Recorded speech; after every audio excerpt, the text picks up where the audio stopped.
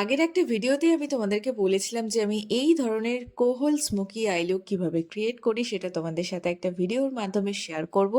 আর তোমরাও অনেকে টিউটোরিয়ালটা জানতে চেয়েছিলে কমেন্টে। সো আজকে ভাবলাম শেয়ার করেই ফেলি। সো হ্যালো সবাইকে, আমি সুপ্রীতি। আশা করছি সবাই খুব ভালো আছো, সুস্থ আছো। তো আজকে যারাই আমাকে নতুন দেখছো তাদের সবাইকে আমার পেজে অনেক ওয়েলকাম। আমি এই ধরনের ফ্যাশন বিউটি ব্লগ আপলোড করতেই থাকি। তোমরা চাইলে আমাকে ফলো করতে পারো, আমার পুরোনো ভিডিওগুলো দেখে আসতে পারো।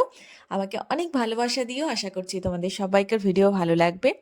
সো প্রথমে আমি এখানে একটা হ্যান্ডলুম শাড়ি পরে নিচ্ছি। সামনে সরস্বতী পুজো আসছে, আর সরস্বতী পুজোর জন্য এই ধরনের শাড়ি কিন্তু একদম পারফেক্ট।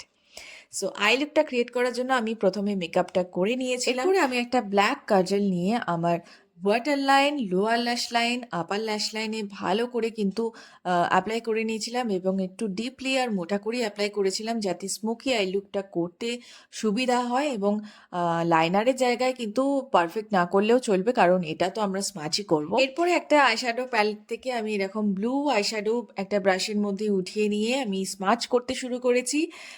আমি এখানে ব্লু আইশ্যাডো নিয়েছি, তোমরা চাইলে যে কোনো কালার নিতে পারো তোমাদের শাড়ির সঙ্গে ম্যাচ করে। আমার যেহেতু শাড়ির কালারটা ব্লু ছিল, তাই আমি শাড়ি কালারের সঙ্গে ম্যাচ করে ব্লু স্মোকি আই ক্রিয়েট করব বলে ঠিক করেছিলাম। তোমরা চাইলে বটল গ্রিন নিতে পারো, ব্রাউন নিতে পারো, মেরুন নিতে পারো, যে কোনো কালার হতে পারে, সেটা স্মাচ করাটা ইম্পর্টেন্ট। তো কিছুই না, দেখতেই পাচ্ছ তোমরা যে আমি যে কাজল লাইনগুলো পড়েছিলাম সেই লাইনগুলোর ওপরে জাস্ট আই শ্যাডোটাকে নিয়ে কিন্তু একটুখানি স্মাচ করে দিচ্ছি। বেশি এফোর্ট কিন্তু একদমই লাগে না। আর ব্রাশের মুখটা যেন একটুখানি সরু হয় সেটা কিন্তু আমাদের অবশ্যই খেয়াল রাখতে হবে, কারণ ব্রাশের মুখ যদি বেশি ফ্লাপি টাইপের হয় তাহলে কিন্তু আমাদের গোটা চোখ কালো হয়ে যাওয়ার সম্ভাবনা আছে। তাই নির্দিষ্ট একটা জায়গায় যদি স্মোকি আই লুকটাকে আমরা টিকিয়ে রাখতে চাই তাহলে কিন্তু ব্রাশটা অবশ্যই বুঝে শুনে সরু কিনতে হবে।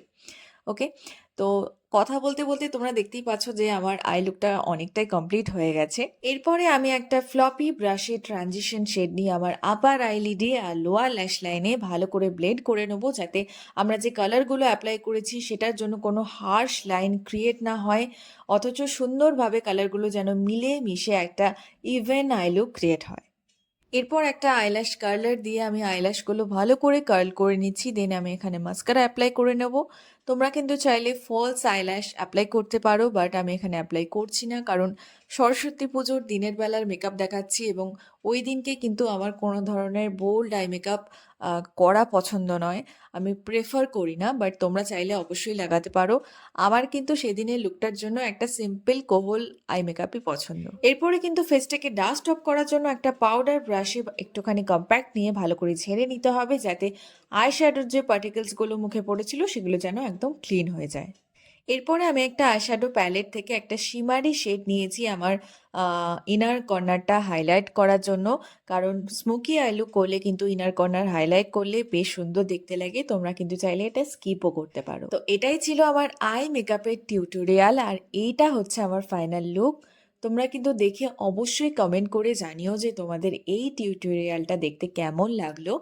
আর এটা কিন্তু করা ভীষণ সহজ, তোমরা বাড়িতে প্রত্যেকে একবার প্র্যাকটিস করে নিও, তাহলে কিন্তু সরস্বতী পুজোর দিন এটা তোমরা ইজিলি করতে পারবে। আর আমার থেকে যদি অন্য কোনো ধরনের মেকআপের রিকোয়ারমেন্ট তোমাদের কাছে থেকে থাকে তাহলে সেটাও কিন্তু আমাকে অবশ্যই কমেন্ট করে জানাতে পারো।